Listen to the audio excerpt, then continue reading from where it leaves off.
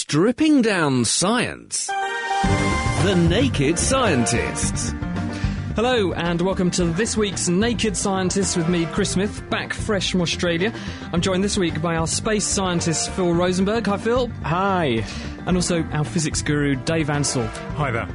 Now, coming up this week, we're taking a look at any science questions you've got for us because it's our science Q&A show. The contact details for that are coming up very, very shortly. Plus, we'll also be finding out why scientists are swollen with success, having found a chemical with Viagra-like properties in the venom of a tarantula. We'll also be hearing how scientists are using fish to guide submarines underwater, and how NASA have launched their new telescope, which they're hoping to understand a bit more about how planets form around nearby stars. It went up into the air this week. Not the way you'd expect, though. It was on a jumbo jet. Also this week, we'll be hearing how doctors have used maggots to get rid of MRSA in diabetics with ulcers, and we'll also be catching up on the latest discoveries from the world of chemistry, including why tomatoes used to taste like cucumbers, and how beetles use the smell of bees to come in the hives. And in this week's Kitchen Science, I'll be showing you how to build a camera. If you want to have a go, all you need is a magnifying glass and a window. There's a prize for first person through on the phone with the correct results. And also, another way to win something, and that's a copy of my book, by the way, Naked Science. It's full of fun and funky science stories, like the kind you'll hear here on The Naked Scientist, is to have a go at our teaser this week. Can you tell us, and it's quite tricky, how many 1 gigawatt power stations would it take to generate the equivalent amount of energy as the Gulf Stream, that's the warm water coming from the equator northwards, as the Gulf Stream brings to Europe? Sorting out the sparks from the quarks. The Naked Scientists. For more information, get online at nakedscientists.com. Now, kicking off with an exciting story this week, because scientists down in the Medical College of Georgia have responded to what can be described as anecdotal reports of people coming into the emergency room, the casualty department, having been bitten by a kind of tarantula. And the name of this spider is Phonutria nigriventa. It's a fairly big tarantula, but when people were bitten by it, as well as the usual symptoms of being bitten by something poisonous, in other words, you get pain and swelling, the male people who came in complained that they had an erection that wouldn't go away. And why doctors are very excited about this is because this suggests that there's something in the venom of that spider which acts on blood vessels. So as well as possibly holding the clue and the solution to solving the problem of impotence, it might also give us some clues as to new ways to tackle the problem of blood pressure and blood vessel-related diseases. Now, the work's been done by somebody called Kenya Pedroza Nunes, who's actually at the Medical College of Georgia. And what they did was to take samples of the venom from this spider and then analyse it chemical by injecting these chemicals into male rats until they found one, it's a small protein, which they've dubbed TX26. And that was the one which reproduced the same effects as you see in humans. And then they analysed how it works, and it's very different to any other class of drugs that we have to try and control blood pressure and make blood vessels do things. What this one does is it acts on a substance called nitric oxide, and nitric oxide is a small chemical, and it dilates blood vessels. So when you put this into a person or a rat, then it goes to all the blood vessel walls and it causes them to make lots of this nitric oxide, which causes blood vessels to open up. So the researchers are really excited because this opens up a new avenue and a new target for trying to make drugs that can control vascular disorders. Wasn't Viagra found by mistake in a similar sort of way? Yes, they were looking for a treatment for trying to deal with the problem of high blood pressure and open up blood vessels. And lots of the people who were entered into the trial complained of the same symptom of these people who were being bitten by spiders. And they realised that Viagra was much better at actually curing the problem of impotence than curing the problem of high blood pressure. So it got marketed as an anti-impotence drug. And hasn't it done well? I mean, it makes Pfizer, who make it, I think in the order of the latest figures, $434 million every year. Here's another story about scientists borrowing from nature. Scientists would like to build computer-controlled submarines that can be used in complex tight spaces like coral reefs or wrecks or oil rigs, etc. The problem is, to avoid hitting things, you need to be able to see all around you, because if your current blows you backwards and you crash into the oil rig, then you've ruined your submarine. Now, Malcolm McIver and colleagues in Northwestern University in Chicago have been inspired by weakly electric fish. These are a group of fish that live mostly in Africa and South America, which have a sixth sense. They act a bit like a battery, passing current through the water from one end to the other around them. They sense the voltage on their skin, and normally they know what that would be normally. But if there's something in the water, that causes the current to flow a different way through the water. So if you have a piece of iron in it, it will flow through the iron, and if you had a bit of polystyrene, it would flow away from it. So it kind of, if you imagine the electric field as like contour lines on a map, it sort of kinks the contour lines, and the fish can pick that up. Yeah, then they can measure the voltage on them, and then they can measure that change. And they can work out how that change is related to how big the thing is that's in the water. And roughly where it is. It probably would never give you as good a picture as you got with your eyes, but it gives you a general feeling of where things are. Can they tell what the composition is? Because obviously if you put a massive lump of iron in the water, that's a very different kettle of fish, excuse the pun, than if you put, say, a lump of coral, because very different electrical and chemical properties. Yeah, you'd probably be able to tell something about the composition. The only problem, if something had the same conductivity as water, it'd be absolutely invisible. I mean, in the same way as it's a piece of glass is invisible. Sure, but the bottom line is it tells you that there's something there. Yeah, that's right. And so Malcolm's been building his own version and has successfully detected objects in water with only a few sensors, and he hopes to use more of them in the future and detect more complicated shapes. And he'd like to be able to build agile mini-subs which you can wander around the place and not crash into them. So it's almost like electrical sonar, isn't it? It's different principle, but the same sort of result, yes. It only works on very small distances, though, so it would only be useful in small spaces. So you'd use it as a sort of adjunct to... Yeah, because sonar doesn't work very well at short distances. Yeah, sure. So it's a perfect kind of thing to add combination. to it. Yeah. Excellent. So from down under the water to actually up in the air. Now, the atmosphere to us guys on the surface is actually a really useful thing. It lets us breathe. It stops UV getting in and burning our skin and stuff. But to astronomers, it's a real pain in the neck, because this factor of blocking UV and other harmful radiation means that astronomers can't look and see certain types of radiation from stars and planets and things. And also what it does is it actually bends light. Turbulence in the air actually makes the stars twinkle. That's what you see when you look up. And to astronomers, that's a real pain because it blurs their images. Now, to get around this, we've built things like the Hubble Space Telescope, or we put telescopes up on top of mountains so they avoid most of the atmosphere. But NASA have now developed a whole new way to do this. They've actually got a telescope, 20-ton telescope, and stuck it in the back of a jumbo jet. And they're actually now starting to fly this up into the air to get above 99% of the atmosphere. Is it sort of piggybacking then on the top of the jet? Well, actually, the way it works, they've actually had to cut a big section of the jumbo jet out near the tail to actually mount doors into the back, and basically the telescope's inside the jumbo jet near the tail, and these doors are supposed to open up to let the telescope look out.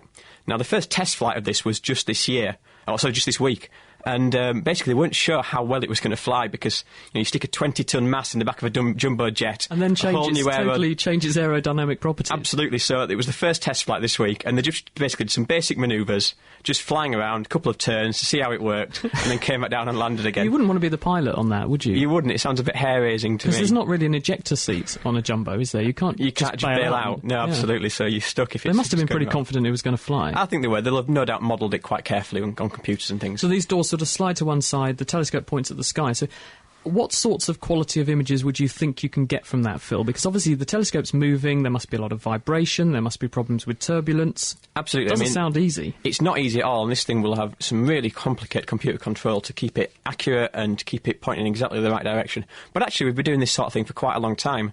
Even back in sort of decades ago, we were sticking telescopes on the end of rockets, shooting them up into the atmosphere and looking at X-ray sources. And that was how the first X-ray astronomy was done. So we've been doing this kind of thing for quite a while now, and it's certainly going to be worth, sticking it on jumbo jet and all the expense that's going to be involved in that to get up above 99% of the atmosphere to look at. Basically, it's infrared it's looking at, so looking at dust clouds, it's thermal radiation, looking at dust and how planets are forming in those dust clouds. Why do you want an aeroplane to do that? Because I remember Dave sitting here a few months back saying scientists are now exploring the idea of, rather than going to the expense of putting satellites into space, they're going to build massive airships, sling these sort of signal reflectors and transducers onto the bottom of the airship. This can go very, very high up in the atmosphere. Problem solved. So why don't you just put these telescopes on big airships? Well, I guess that's sort of a possibility, and that certainly should be something for the future. At the moment, we don't have these big airships, but we do have jumbo jets, so we're working with today's technology. Now, going from looking at really big things a long way away, scientists are now using diamonds to study some of the smallest things in the universe. In big particle physics experiments and nuclear reactors, you want to detect high-energy particles coming out of the collision or just out of the reactor. The normal way to find out what? So that they can study what happened in the collision, and because the only way the collisions are so tiny, the only way you can work out what happened is by what's flying out of them. So this is sort of probing questions as in, when the Big Bang happened, how did all the matter get created? Or when you have these high-energy particles slamming into things, what does this tell you about what it's made of and stuff? Yeah, that's the really big questions. Now, so the normal way of doing this is by using a silicon sensor. This is made with a lump of silicon where all the electrons are stuck to the atom, so it won't conduct electricity. But if a particle hits it, the electrons are knocked off, and then they can move around and they can conduct electricity, and you get a pulse of electricity, which then you know there's a particle gone through there. So that's how you get the information out? Yeah, that's how you know that there's a particle gone through your detector, and then you can plot that on a computer and you can get the data out. There's two problems with silicons. One is that it's not very strong, and the particles going through it can actually knock atoms out and damage it. And also, it's a bit too easy to knock the electrons off, and it can happen just due to thermal vibrations. When everything's hot, they vibrate. So you have to cool it down to about minus 200 degrees centigrade.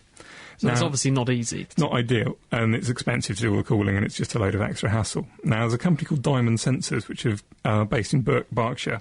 I think they've got the solution, Diamond. Diamond's made up of carbon, which has got similar properties to silicon. It's just above it on the periodic table.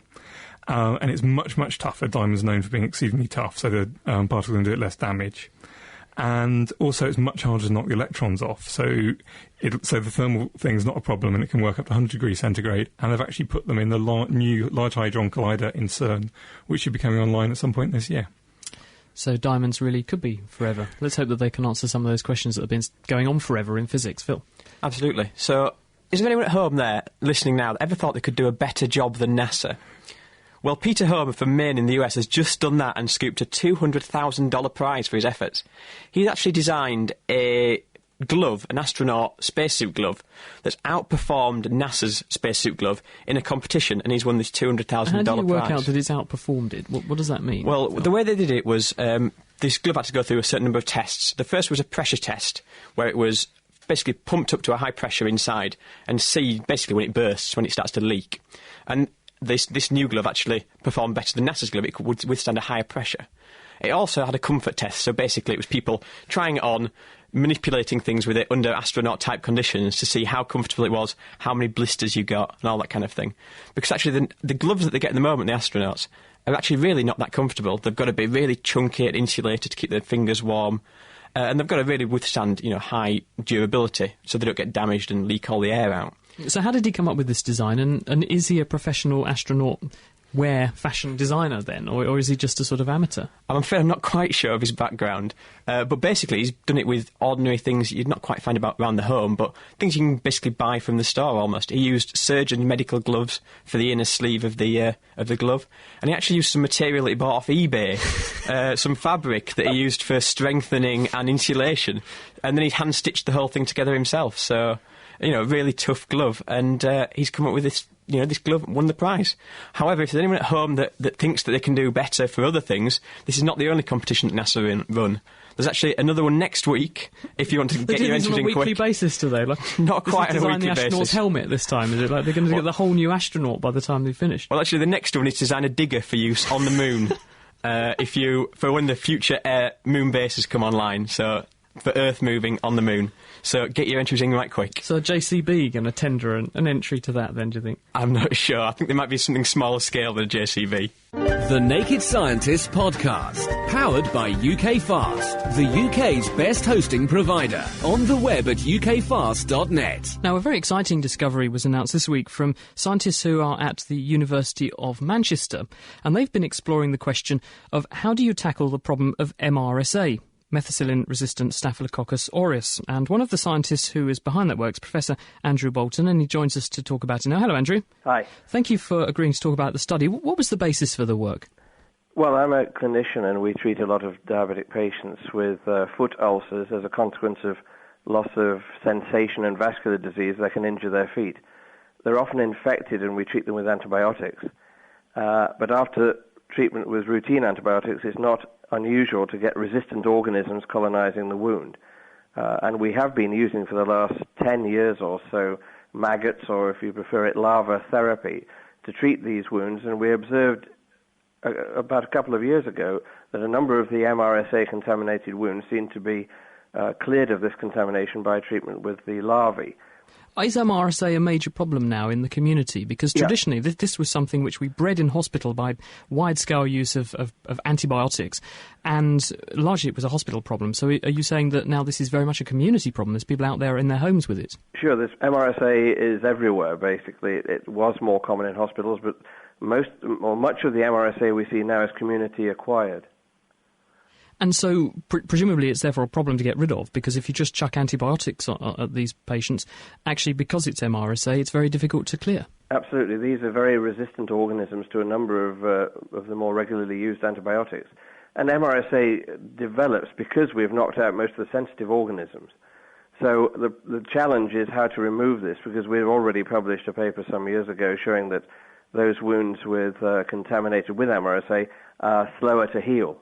So what did you actually do in the study to exploit the maggots? Yeah, the first study we did was an observational treatment of consecutive patients with MRSA colonized wounds with larva therapy.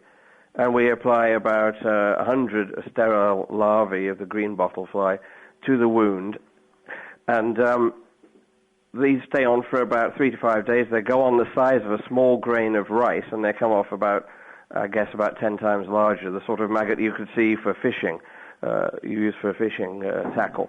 So we used about 3 to 5 applications of these, and of 13 consecutive cases, 12 were completely cleared out of the MRSA. Why is that? What are the maggots doing that antibiotics won't do? Well, that's what we're working with our microbiologists to see. But it does appear that the maggot is a bit like a magnet, and you can imagine the MRSA as iron filings. And it appears to be attracted to the cuticle. But we're also dissecting out larvae removed from wounds to see if they ingest them, and we're looking at a number of possibilities. It may be some of the substances they secrete, for example, that kill off or at least stop reproduction of the MRSA bacteria. So in other words, the maggots' digestive juices that they're squirting onto the tissue that they're then going to eat are in some way also toxic to the bugs? That's possible. I mean, that's been known for some time, that these may have a bacterial killing property. And of course the ideal would be to take this further, to isolate whatever it is that is active in the maggot that is killing the MRSA, and perhaps to develop a treatment that doesn't actually require live maggots.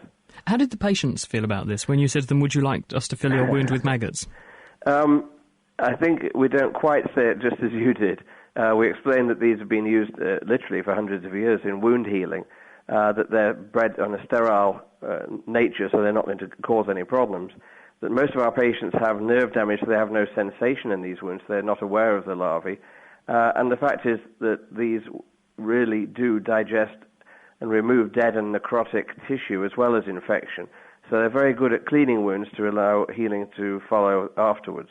And when people do get the sensation of the maggots in the wound, what do they say they feel like? Sometimes they're aware of just like a tickle or pins and needles, or sometimes aware of minor movement, but it's difficult to know how accurate that description is, or rather it is that they know that they're there. So presumably now you want to try this not just in diabetic people, but in people with all kinds of wounds, and see if you can have something which will attack MRSA in an effective way. Well, absolutely. I'm a diabetes specialist, so we now have a grant to do a proper trial, because this is suggestive but not proof. In medicine, we need actual proof from a randomized controlled trial, so we're about to start a trial where we randomize patients to either have larva therapy or a more standard treatment, and to confirm our initial observations. Thanks very much for joining us to talk about it, Andrew, and I wish you the best of luck. Thank you. That's Professor Andrew Bolton, who's from the University of Manchester, describing how they've used in the people with diabetes and diabetic ulcers maggots to remove MRSA, methicillin-resistant Staphylococcus aureus. And following on from that microbiological theme, if you like, on next week's edition of The Naked Scientist, we'll also be exploring why about 10 million people in the UK end up locked to a loo seat for longer than they'd like to be every single year just because of food poisoning. We'll be talking about how microbes cause food poisoning, and that's both bacteria and viruses. And we'll also be finding out some funky facts about fungi. Phil. Back to this week. Coming up shortly is Richard Van Norden from Chemistry World to explain to us why tomatoes once tasted like cucumbers and other chemistry news. But first, though, don't forget it's our science Q&A show. You just call in with your questions, and we'll try and answer them. Renee's on the phone. Hello, Renee. Hi. Hello, how are you? Fine, thank you. What was your question? Yes, I have a question about microwaves and about something that happened in my kitchen the other week. I was warming up some leftovers, and in the microwave, the food caught fire, which was probably due to some tinfoil or something that was left on it. So that's not the mystery. But the mystery is that after I unplugged the microwave and waited a few minutes to let everything cool down, I opened the door, and the Pyrex plate that I had been cooking the food on suddenly exploded. And I would just like to know if you could tell me why that happened. Now, when you heat up something like Pyrex, it generally gets a bit bigger, and if you heat it up an awful lot, it'll get quite a lot bigger. And if you've heated it up over a while, it'll get bigger all the way through. Now, if it cools down suddenly, then the outside of it's going to shrink, but the outside's going to shrink before the inside does. So the outside of it's going to be in tension. It's going to be being pulled apart by the Pyrex in the middle of the plate. And so now, if there are some cracks on the outside of the plate, maybe you'd scratched it, or maybe they just build up by lots of these expansions and contractions. If that crack gets long enough that it can start to travel through the plate, then all that pent-up energy of the outside being squashed, being pulled by the inside, can be released as a great big crack, and your plate will split into two halves. If that makes any sense. It does, yes. Does that sort of answer that for you, Renee? Sort of does, but what I still don't quite get is what caused it to really explode with such a force. Because the expansion and contraction it doesn't move very far, but the forces are immense. If you've ever seen water freezing, you can blow apart cast iron pots with it. It will break apart mountains and things. So the forces are enormous, even though the distance is very small. So that it will release quite a lot of energy, enough to probably make it fly apart. Renee, do you want a quick go at the quiz? Yes, thank you. Plants pick up nitrogen from the air to help them grow. Is that science fact or science fiction? That's fact. Sorry, afraid not. Actually, plants take nitrogen from the soil, not from the air at all, so sorry. Oh, sorry. Next question. The average UK household pumps out about 12 tonnes of carbon dioxide every year. Is that science fact or is it science fiction? I'd say that's fact. Yeah, absolutely true. Each one gets about 4 tonnes of carbon dioxide each person through all the other stuff. So that's about 12 tonnes for a household. Huh. Thank you very much for joining us. You got 1 out of 2, which is not too bad. You're in the lead at the moment because you were the first person to do it. So great to have you on the programme, and thanks for calling in. Okay, Take care. bye-bye. Ray is in Sutton Coldfield. Hi, Ray. Yeah, good evening, Chris. First of all, can I just congratulate you, Cleve, and you and the rest of the team for an absolutely excellent and unique programme. Can I just say I didn't pay him to say that? Okay. No, I actually listened to your programmes via podcast. I just wish that the BBC in their wisdom would transmit your programme to the rest of the country. Anyway, because maybe then they'd pay me a bit more as well, so that would be nice, wouldn't it? That would be very good, yeah. Anyway, my question tonight is actually regarding communications, and it's about geostationary communication-type satellites. And the question is this. When one of the various space agencies launches a geostationary satellite and places it into orbit, could you tell me, first of all, approximately what height they are above the Earth's surface? And how do they set the satellite's velocity so that it maintains a geostationary position? And how do they stop them from drifting over the course of time? OK, well, the first bit of the question, the height that they actually go up to is about 22,300 miles. So that's about the height that they send these rockets to. Now, how they get there is basically they stick the stuff on the top of a rocket, they launch the rocket at quite incredibly high velocities, to be honest, sort of kilometres per second when they get to the top, or kilometres per... Well, anyway, hugely high speeds anyway when they get to the top of the atmosphere. And basically, it's all a case of computer control. We've now been doing this for a number of decades, firing these rockets up into orbit. And it's all basically been practice, computer control to get the fine detail right. What they also often do is they launch these things, they get them in roughly the right orbit, they sort of watch them for a while, monitor them to make sure that they're close, and then they actually use smaller thrusters on this spacecraft itself to sort of manoeuvre it into exactly the right orbit. And obviously, like you say, these things can drift and they can move, and that's caused by the influence of the moon, possibly. Or also the Earth is not an exact sphere. That can also be, because it's funny shape, that can also cause things to wobble around a bit. And basically, all they do is they use these small thrusters and keep monitoring these satellites to actually keep them in exactly the right orbit and keep them just where they're supposed to be. I suppose the bottom line on this, Phil, is that what we're talking about with geostationary satellite is something which is over one point on the Earth's surface at all times, so you can always see the satellite, because if it goes at the same speed of rotation as the Earth, in terms of angular rotation, it's always going to stay in the same place in space relative to that bit of the Earth. Absolutely true. So you'd find them directly above the equator. You only get them above the equator, and they just sit directly above a point, and they use them for telecommunications often. If you've got satellite TV at home, it's a geostationary satellite that's used for your satellite TV. Because I was looking at, because obviously at the equator, the Earth is about 24,000 miles around. It takes 24 hours to do one complete revolution of the Earth. Therefore, the Earth's running at the equator at about 1,000 miles an hour.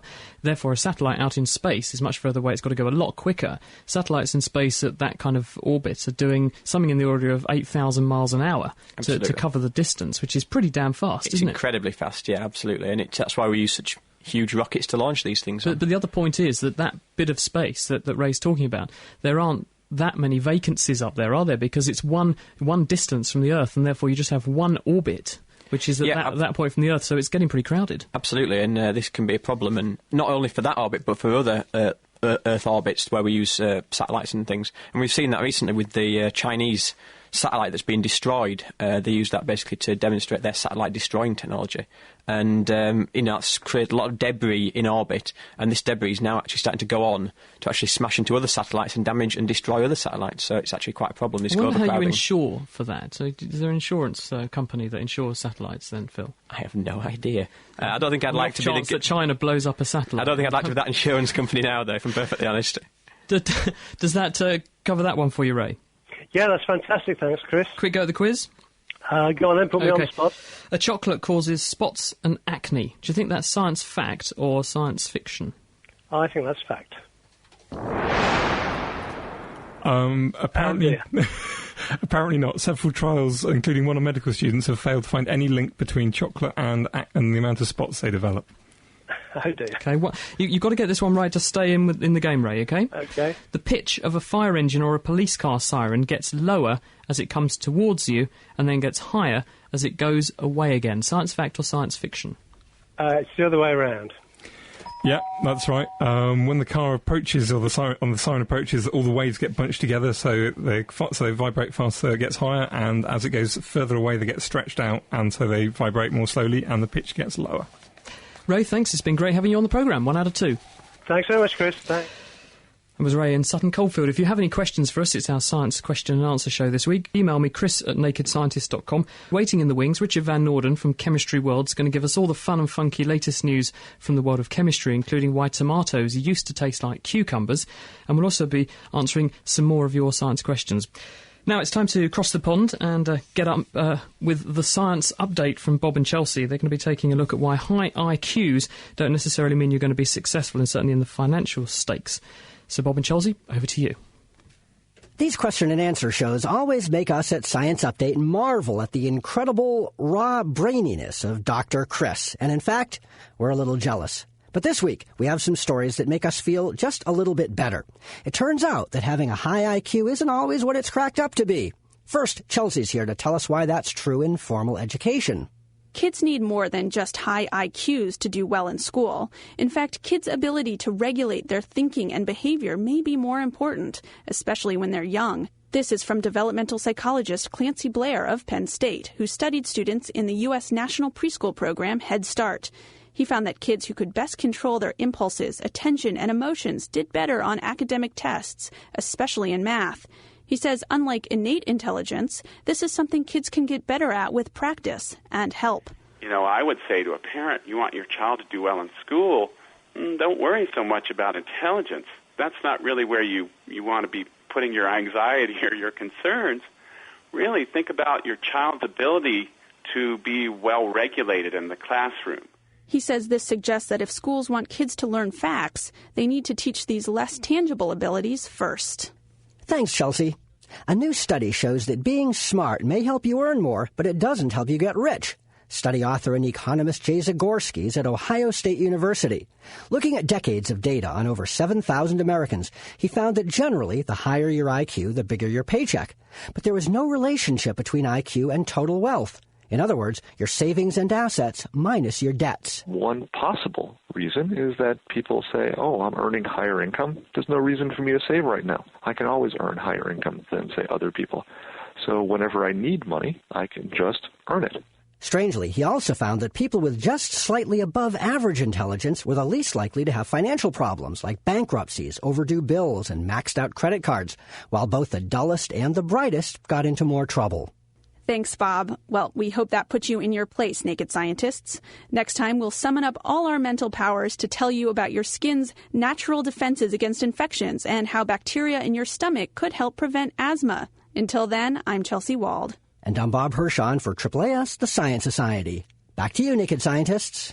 Thank you very much to Bob and Chelsea from Science Update. You can find out more from their website at scienceupdate.com. It is The Naked Scientists with Chris, Dave and Phil, and it's our science question and answer show, which we do once a month to try and get through all these questions and emails that you send us. More on those coming up shortly. Right now, it's time to join Richard Van Noorden from the Royal Society of Chemistry and Chemistry World magazine. Because, Richard, last month you told us about why cars were grinding to a halt because of silicon in the petrol, but this time, totally different kettle of fish. We've got a problem with beetles homing in on the smell of bees. Yeah, well, the European and the American honeybee are having some real problems with the small hive beetle, which is successfully invading their colonies. And the problem the bee has is that when an invader comes in, it normally stings it and releases some pheromones, its alarm system, to tell other bees to come in as well. Unfortunately, scientists at the University of Florida have found that the small hive beetle is more sensitive to the alarm pheromone than the bee is. So it gets there faster than the bee does in defence. So what happens when the beetle actually goes into the beehive? What's it actually do to the bees? Yeah, the problem for the bees is actually the beetle's larvae, which feed on the honey, actually defecate in the honey, feed on the whole colony. And often this is just so bad for the bees that they have to exit before they can get the beetles. What's worse is that the scientists have found that the beetles carry with them a fungus, a yeast fungus, which actually actively releases this alarm pheromone as well, because the beetle is more sensitive than the bee, so it actually helps the beetle. So in other words, it creates a hotspot of the hive because the fungus makes more of this chemical, so then you get beetles being attracted to where there's obviously a good supply of food and lots of other beetles to mate with. Yeah, there's no problem for the African bee, we don't know why as yet, and this might be linked to the mysterious disappearance of entire bee colonies in North America and Europe this winter. Although this small hive beetle hasn't been found in Europe, could be something to do with it. Because there's another mite, isn't it? The Varroa mite has been implicated in the destruction of North American bee colonies, hasn't it? Well, no one actually knows exactly what's going on there. I mean, bizarre things like mobile phones, pesticides, poor beekeeping practice, all being called into account, but no one quite knows what's going on. So the jury's still out on the plight there of the poor honeybee, if it's of the European persuasion, at least. That's right, yeah. Now, what about this business with understanding how the lungs defend themselves? We've heard how honeybees defend their hives, but how do the lungs keep themselves clean? Well, this is fascinating. This is something called the Virtual Lung Project in North Carolina, and what they're trying to do is, as you say, work out how the lung defend itself, stops invaders coming in. And you might know that the lung uses a load of tiny hairs on the surface of each cell called cilia, which beat along mucus, which guides dirt away from your lung passages. And they're trying to work out exactly how on earth these little hair-like things can beat together in unison. It's like kind of whiplash motion guides the fluid along. And obviously they've got some computer models, and you can actually grow the cilia in a Petri dish. But in order to check out some of their predictions, they've actually made little models, like making a model of a ship. They've made the model of the cilia, and they've got moulds, and they pour in some liquid polymer and solidify it, and you end up with these little hairs. The great thing about these hairs is they're actually magnetic. So, are they also life-size? They are life-size. They are cilia-sized, which is very small, micrometers long, and nanometers across, so very thin. And they're actually magnetic, so by waving magnetic fields under them, so they're like kind of bendy, whip-shaped iron filings, you can get them to beat just like the cilia in the body do. So you can ask important questions about how the lungs keep themselves clean and why some people might be more predisposed to lung infections than others. But are there any other practical applications of this rather than just a theoretical understanding? Yeah, I mean, because they move fluids along, they can actually be used to mix and move fluids in what's called a lab on a chip, where you take a massive laboratory put it onto a tiny silicon chip, so you're mixing chemicals on a chip, very, very hot property in science right now. And they suggest might be a new way to mix fluids together on these small chips.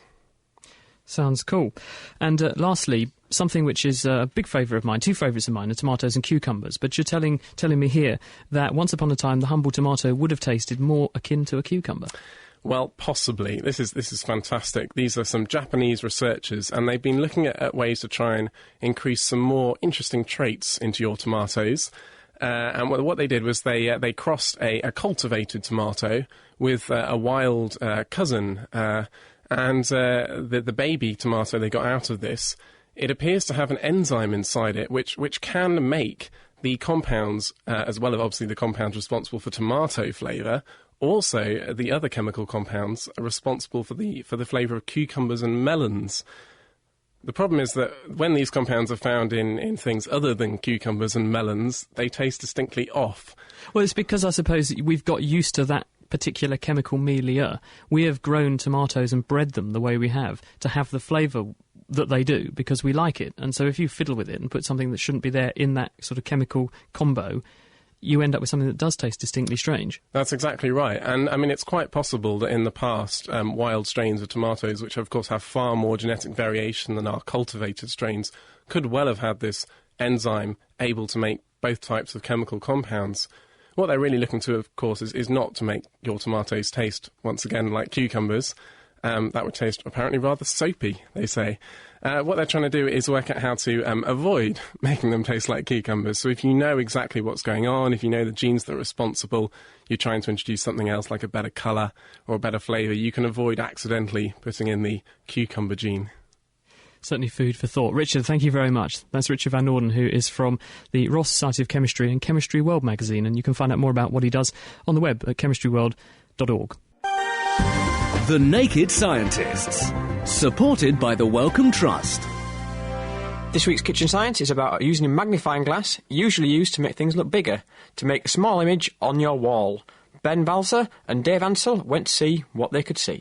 Hello, thank you very much. We're here in St Mary's School, and I'm with Gemma and Bronwyn. Say hello. Hello. And today I've also got Dave Ansell with us. Hello, Dave. Hi there. And what are we going to be looking at today, Dave? We're going to be making strange images with glass. OK, so do you two girls like science at school? Yeah. And what is it about science that you like?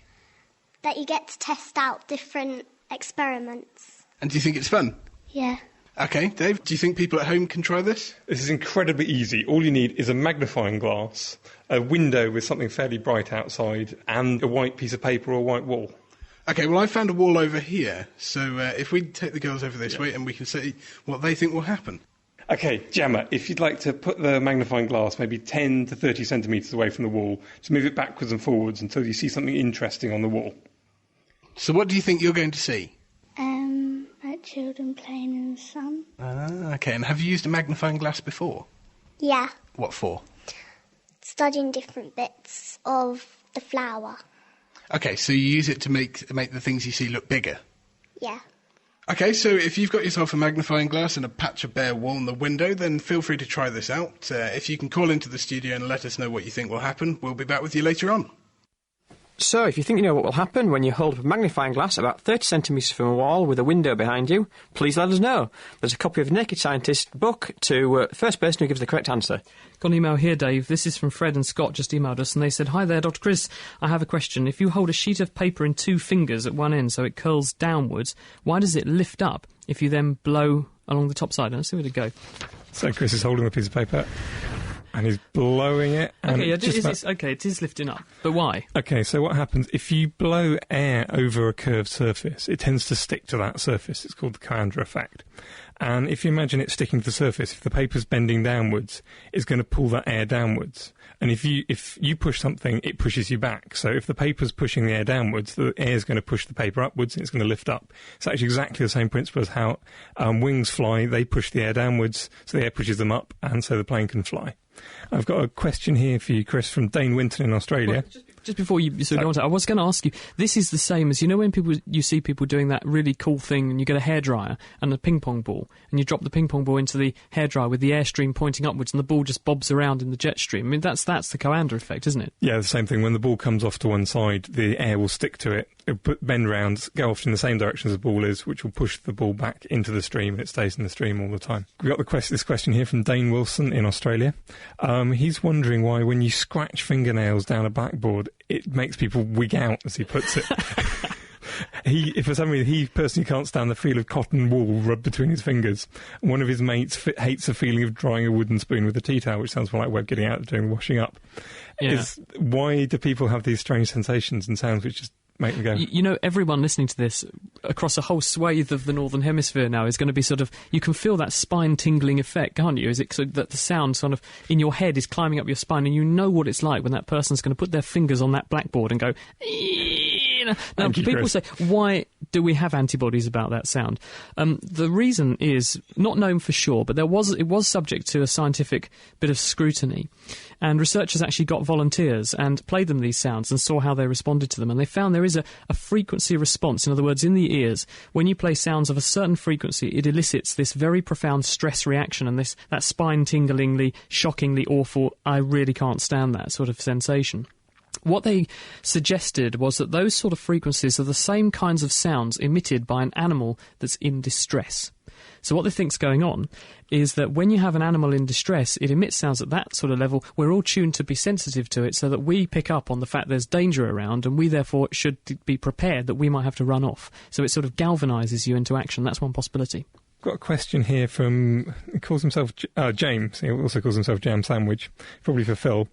When sending a spacecraft to the moon, which is 230,000 miles away, he reckons at 8,000 miles an hour, how did the command module reduce its speed in space? Because there's no friction, there's nothing to apply the brakes to, and land in a graceful way. Well, actually, this is, again, it's sort of like the question we had earlier. It's all based on rockets and thrusters. Basically, when they went to the moon, they didn't just fire straight at the moon and hope to slow down in time. They actually went into orbit around the moon first, and then a small command module detached from the orbiter module and went down to land on the surface. Now, actually, it was quite a hair-raising moment. There was a computer control set to guide the spacecraft in at a particular point. But actually, the first space flight, when Neil Armstrong got down to the surface, he realised they were going to land in a boulder field, which would actually probably disable the spacecraft, or possibly they were going to crash, basically. He had to take manual control away from the computer. And actually, when he finally landed, he only had about 16 seconds of fuel left when he finally touched down on the surface. That was a bit hair-raising, I should think, wasn't it? A little bit. But these guys, you know, are test pilots. They're trained to do this sort of stuff, so all fair play to them. Don't forget, we're running a teaser this week on The Naked Scientist, which is, can you tell us how many 1 gigawatt power stations would you need to replace or produce the equivalent amount of energy that the Gulf Stream, the warm water in the sea, brings north to Europe? We've heard from Diane in Norfolk. I think she's probably the closest so far. She reckons it's 3 million. Cool. Go for it. I was just going to say, have you got any other sort of suggestions on that one yet? No more suggestions coming in. Well, Tony's in Westcliff. Hi, Tony. Hello, sir. Hello. Good evening. Sorry, I'm still asleep. Sorry, Tony's in Westcliff, Australia, where it's morning. Oh, Tony, not hello. Quite. No, what I was going to ask you was very small bugs like bacteria and so on, do they have any intelligence? I mean, they haven't got a brain, have they? No, they haven't got a brain, and it's quite pertinent that you ask this, because I asked a sort of similar question to someone who's actually going to be on next week's edition of The Naked Scientist when we're talking about bugs and viruses and fungi. And that's Gillian Fraser, because I said, bacteria don't have a brain, but how do they work out where they are, where they want to go, where their food is? Because bacteria have these tiny propellers that can push them along, make them swim. So how do they know where they want to go? And what she said was, on the surface of a bacterial cell, there are lots of these sort of receptors. They're like docking stations for chemicals. And so the bacteria can taste on their surface what the outside environment around the bacterial cell is actually like. Now, by comparing chemically how many of those receptors have got things that they like locked onto them, there'll be more receptors with things locked onto them closer to a food source than on the side of the bacteria further away. So they can use that as a sort of guidance mechanism to tell them which way to go. Similarly, if there's something they don't like and it's in higher concentration on one side than on the other, then they know to sort of move away and go in the opposite direction. How do they tell themselves? Sorry. Well, what they've got is a tiny propeller on the back called a flagellum, and this is a protein motor. It's almost identical to a little motor, and what it does is it burns energy, and the energy, when it burns, makes the protein change shape, and it does it very, very fast, and it whizzes round quite literally like a propeller. In fact, bacteria go so fast that they're in the Guinness Book of Records as the world's fastest moving object. They can actually, relatively speaking, they fly faster than a jumbo jet. They can do 60 times their own body length in less than a second. So they are the world's fastest swimmers if you're a bacterium and you've got one of these propellers on the back end. Can I ask then, what about sperm? Because, all animals, sperm are the same basically, but they wriggle, don't they? I mean, is that the same sort of thing? Spot on. They also have a very similar thing. It's not called...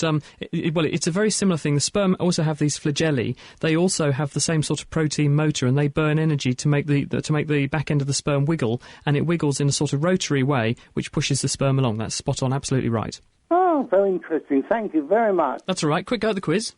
Oh, yeah, quiz. Yeah, right. OK, the question that here we've got is, things look blue underwater because of the colour of the sky. Is that science fact or science fiction? I would say fiction. Absolutely true. Things look blue underwater because the water actually soaks up red light, so lets the blue light through, so everything looks a bit bluer. Hold on, that's right, Tony. Next question. In summer, a tree drinks about 60 gallons of water every single hour. Do you think that's fact or fiction? I would say that's right, too. Absolutely. A recent review on this topic from 1977, not that recent actually. Recent, Phil, I don't think so. Not that recent. Suggests that a single 47-foot maple tree drinks 219 litres, so 58 gallons of water every hour. Tony, 2 out of 2. That puts you in the lead so far. Oh. Brilliant. Thank you. Thank you for joining us on The Naked Scientists. See you, sir. Laying the facts bare. The Naked Scientists. It is The Naked Scientists with Chris and Dave and Phil. We're taking your science questions. David's in Norwich. Hello, David. Hello, Chris. I'm a very practical person, and I've got an oven which is it doubles as a microwave oven as well, and it's lined with stainless steel. And I just wondered why, in fact, you can't put metal dishes in or metal trays inside an oven that's lined with stainless steel. Well, when they say you can't put metal dishes inside the oven, it isn't. You can put them in, and sometimes it'll work, and other times it won't. Basically, what happens in an oven is you get radio waves, microwaves, going backwards and forwards across the oven, and they reflect off the two ends. And it's a bit like sending waves down a piece of rope, wobble them backwards and forwards. If you wobble at the right speed, you get sort of a stationary pattern called a standing wave. Now, the problem is sometimes if you put a piece of metal in there, you can cause a reflection, which will send an awful lot more energy back into the magnetron, which is making the microwaves in the first place. That can cause it to explode. I don't think that happens very often anymore. And the other thing which can happen is if you have two bits of metal which are very close to each other, you get the radio waves make electricity run backwards and forwards along them, and sometimes you get a very big voltage between the two pieces, and you can get sparks going across. So it's fine as long as it's in big lumps at the edges, but sometimes it's not fine if you have the wrong configuration in the microwave. Would you like to have a go at the quiz, David? Quick go at the quiz? Can I have a quick other question? So, a little tiny bit short for time, actually. Oh, okay, quick go at the quiz. All right, then. So the yellow colour, which you see in someone who is jaundiced, is caused by an excess of the chemical called bilirubin. Is that science fact or science fiction? Fiction. I'm afraid not. When you break down old red blood cells, they're destroyed, making this bilirubin, and all the iron goes into bilirubin, and that's what makes you go yellow. Oh, right. Sorry, David, you needed to get it right in order to get through this week, so sorry about that. But thank you for a great question. Great to have you on The Naked Scientist. The Naked Scientists with Chris, Dave and Phil. Now, we asked you this week for our kitchen science if you could get a magnifying glass, hold it up to the wall with a nice view of the window on the other hand and see what you see. John's on the phone. He's had a go at it in Colchester. Hi, John. Hello, Chris. Well, I'm cheating. I'm a retired projectionist. So what did you see? Because we're really tight for time, but tell us, what did you see? An inverted picture of the buses going past. Righto, stay on the line. Let's find out if you're right. Let's go back to the school with Ben and Dave and see what happened. Hello, thank you very much. Welcome back to St Mary's School in St Neots. We're going to find out now what really does happen when you hold a magnifying glass just about a foot away from a wall. OK then, girls, so do you want to bring that magnifying glass up to the wall and we'll see what we can see? The window's gone upside down, and you can see a picture on the wall. What's the picture of? It's like the field and children moving. So you can see an image on the wall of what you could see when you look out the window. And what happens when you move the magnifying glass back and forward? It gets more detail when you move it, like in the middle there. And if you move it out, then it'll go blurry. So what's happening, Dave? Well, the easiest way to explain this is with another experiment I've got set up over here. So what do we have over here, Dave? Here I've got an even more simple setup. I've got a cardboard box with a piece of white paper in the back, and if you look at the front, I've made a hole in it. How big's the hole? It's just like a pen or pencil's been pushed in and then taken back out. Okay, so quite a small hole in there then, Dave. Yeah, that's all we need. And then what I'd like Bronwyn to do is to put a head in the box, and I'm going to cover you up with a curtain to make it really dark in there, and then have a look at the piece of paper. Well, while you're putting your head in the box, to give you something to look at, let's get one of your classmates to jump about by the window for you. So what can you see in there, Gemma? I can see a boy jumping, a boy's head, a window. Which way up is the picture? Upside down. That's right. Okay, do you want to come out? Yes. Mm-hmm. So when you were in there, you could see a moving picture of what was outside on the back of the box. And there wasn't even a piece of glass there. All there was making that picture was a little hole, wasn't there? Yeah. Okay, we don't actually need a lens to make the picture, but the picture of the lens was a lot brighter and better, wasn't it? Mm-hmm. Okay, so now we're going to try and work out why we get a picture in the box. Come over to the other side of the room quickly. Dave's now taken us over to a table, which is directly under two fluorescent lights. Okay, so what happens normally if you put your finger in the way of a light? Blocks the light from coming into the room. What do we call that? Shadow. Okay, brilliant. So now, because we've got two lights here, if we put my finger here, how many shadows have we got from that? 2. Yeah, that's right. My finger is getting in the way of the light coming from two different lights, so you get a shadow where it's getting in the way of the first light and a shadow where it's getting in the way of the second light. So now instead of having a finger which is blocking the light, I'm going to have a gap between two bits of paper which should let it through. If you look under there, what can you see? It's really just shaded in blocks on the table. So now you're getting several light patches, one for each of the lights in the ceiling. This is because you're sort of getting an anti-shadow from each light projected onto the table. Yeah? So now if you imagine instead of having a big slit, you have a hole, and you make the area under there really dark, anything bright on the roof will make a bright bit on the table. And so if you have a multicoloured roof, you'll get a multicoloured pattern on the table, which is an image, which is how you can make a picture with the box. The problem is if you make a really big hole, that picture gets really fuzzy. And so what a lens does is it takes all the light from one place on the ceiling and takes it to one place on the table. So you can get a much brighter picture with a much bigger hole without making it go fuzzy. So Dave, why does the image come out upside down? Well, if you imagine the hole, and if you've got something up high, the lights from it will come through the hole and end up low down, and so you have an anti-shadow low down. And if you imagine something low down outside, it will come up, the light will come up through the hole, end up high up in the image, so you have an anti-shadow at the top of the image, so the whole picture is going to end up upside down. Because light travels in a straight line? That's it, yes. So I hope that you found the same thing happening at home with your magnifying glass producing a perfect, if upside-down, image on your wall. So now, from St Mary's School in St Neots, from Dave Ansell, from Bronwyn and from Gemma, I'd like to say goodbye. Bye. Goodbye. Thank you very much to Ben and to Dave. And John, looks like you got it right. So well done. Copy of Naked Science is on its way to you. Thank you for joining in on The Naked Scientist. OK, thanks. It's been great having you on the show. Thank you. Connie is in Godmanchester. Hi, Connie. Hello. What was your question? I wanted to know where all that water comes from for the trees. I mean, 60 gallons an hour. It's a hell of a lot. Big tree, 177,000 leaves was the count that they did when they actually tried to analyse how many leaves a big 48-foot maple tree has. That's a leaf area of 1/6 of an acre. Huge amount of leaf area. In the bottom of each of those leaves are thousands of tiny pores, miniature holes, which open up when it's a nice warm day and they lose water. And they do that because it's the way the plant pulls water up its stem to get water up into the leaves. So the plant has to lose water because it can't help it. And all of that has to come out of the ground. It's all groundwater. Trees are very, very thirsty, and we just don't realise how much water there is in the ground and how much these trees are drinking. Yes. Very interesting. Thank you. Well, thank you very, very much for taking part. OK. See you later. Bye. Now, with the teaser, the answer to the teaser, the Gulf Stream, or the North Atlantic Drift, is a warm current heated in the Gulf of Mexico and the Caribbean. It comes across the southern states of the US, across the Atlantic, into Europe. It moves about 80 million tonnes a second of water and moves 1.4 petawatts of heat, which is 1.4 million gigawatts. And so Diane from Norfolk was good. Alison was a bit high. Jen was disqualified, I'm afraid. Tony was a bit high again, but Fred and Scott have won. Fred and Scott were the closest, were they? What did they suggest? They got 1.4 million power stations, which is exactly what I got. Equivalent to the Gulf Stream. Very good. So well done, Fred and Scott. Phil. Excellent, bang on. And we've also got the winner of the Fact or Fiction. Today, that was Tony from Westcliff, and he's also won a copy of the Naked Scientist book. So congratulations, Tony. OK, well, thank you very much, guys. Thank you, Dave. Thank you, Phil. That's it for this week. Next time, we'll be looking into the microscopic world that surrounds all of us. Ali Ashby's going to be here to talk about why fungi are fun, and we'll also be asking Tim Reggett why viruses make us ill, and in particular, we'll be asking Tim about noroviruses, Norwalk-like agent, the curse of shipping cruise liners.